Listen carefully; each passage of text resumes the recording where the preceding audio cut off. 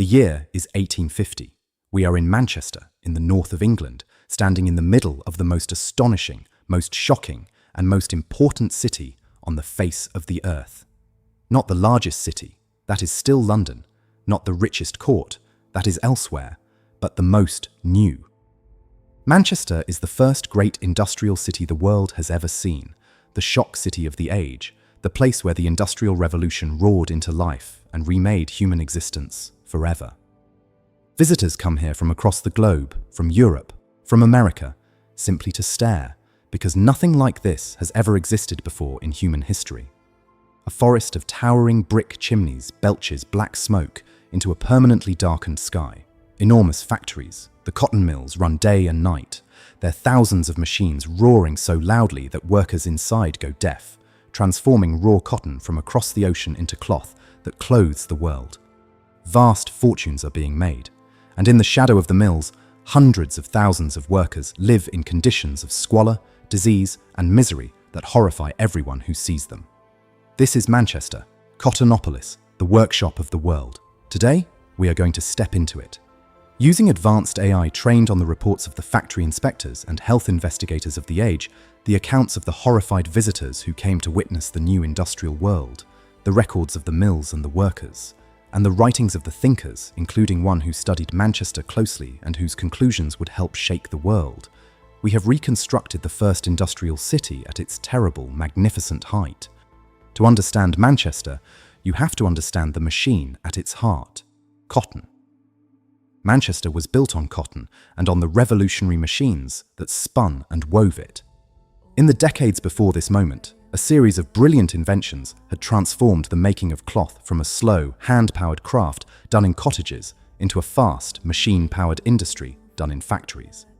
Spinning machines that could do the work of dozens of hand spinners. Power looms driven not by human muscle, but by the great new force of the age, the steam engine, burning coal to drive the machines tirelessly, day and night. Manchester sat at the centre of a perfect storm of advantages. A damp climate ideal for working cotton, fast streams and abundant coal for power, a nearby port through which raw cotton flowed in from across the Atlantic and finished cloth flowed out to the world, and a growing mass of workers desperate for any kind of employment. The result was an explosion. Mill after mill rose across the city and the surrounding towns, each a giant brick fortress of industry, sometimes 5 or 6 stories high, packed with machines and workers. Manchester became the cotton spinning capital of the world, and the cloth it produced clothed people on every continent. The raw cotton that fed these mills came, in this era, largely from the slave plantations of the American South, so that the misery of the Manchester slums was bound, by an invisible thread of cotton, to the misery of the enslaved across the ocean. Life inside the mills was brutal. The working day was extraordinarily long, often 12 hours or more, 6 days a week, in deafening noise, choking cotton dust, and dangerous heat and humidity. The machines were unguarded and lethal. Workers, exhausted and careless after endless hours, were maimed and killed by the spinning gears and shafts, fingers, hands, and arms torn off, scalps ripped away when long hair caught in the machinery, lives ended in an instant of inattention. And the workforce included enormous numbers of women and children. Children as young as a few years old were employed in the mills, prized for their small size, which let them crawl beneath the moving machinery to clean it and to tie broken threads, work that regularly maimed and killed them. Children worked the same brutal hours as adults, beaten to keep them awake, their growth stunted, their lungs filled with cotton dust, their childhoods consumed entirely by the machines. The cotton dust itself caused a chronic, debilitating lung disease that slowly suffocated the workers over years. The reformers and inspectors who documented these conditions produced reports so shocking that they eventually forced the passage of the first laws to limit working hours and protect child workers, though such reforms came slowly and against fierce resistance from mill owners who insisted that any limit on their freedom to exploit labor would ruin them. And where the workers lived was, if anything, worse than where they worked. The hundreds of thousands of people drawn into Manchester to work the mills had to live somewhere, and they were crammed into vast districts of cheap, hastily built, overcrowded housing that became some of the most notorious slums in human history. Families packed into single rooms, houses built back to back with no through ventilation, cellars below the level of the street and prone to flooding with filth were rented out as dwellings to the most desperate, where whole families lived in the damp and the dark. There was little or no sanitation. Human waste accumulated in overflowing privies shared by dozens of households, in cesspools and in the streets themselves. Pigs rooted in the refuse. The water supply was filthy, drawn from polluted rivers and wells contaminated with sewage. The rivers of Manchester ran black and stinking, poisoned with the waste of the factories and the city.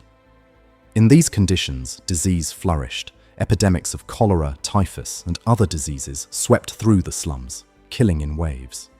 Life expectancy in the worst districts of the industrial city was appallingly low, far lower than in the surrounding countryside, with a huge proportion of children dying before their 5th birthday.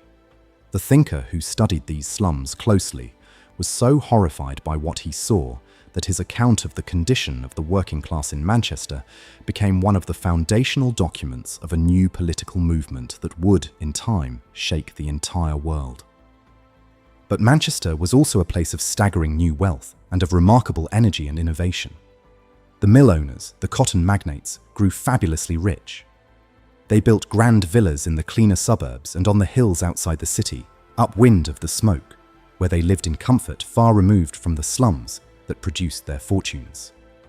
They built warehouses in the city centre, so grand and so richly decorated that they resembled the palaces of Italian Renaissance princes, temples of commerce that announced the wealth and confidence of the new industrial class. Manchester became a centre not just of industry, but of ideas, of science, of liberal politics, and of a fierce belief in free trade and progress.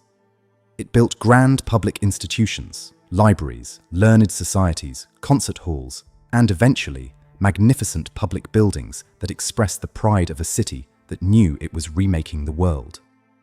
The new middle class of Manchester, the managers, merchants, engineers, clerks, and professionals who served the cotton economy, lived comfortable, respectable lives in the better streets and suburbs, a whole new social class created by the industrial economy, neither aristocrats nor labourers, but the self-confident bourgeoisie of the new age. And Manchester was connected to the world as no city had ever been before. It sat at the heart of a revolution in transport that was as important as the revolution in industry. Canals had been dug to carry coal and goods cheaply by water, and then came the railways. One of the world's first great intercity passenger railways connected Manchester to the nearby port, allowing cotton and cloth and people to move at speeds never before possible.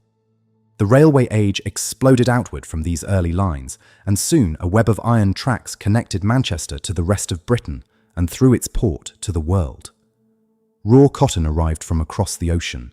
Finished cloth departed to every continent. Coal poured in to feed the engines.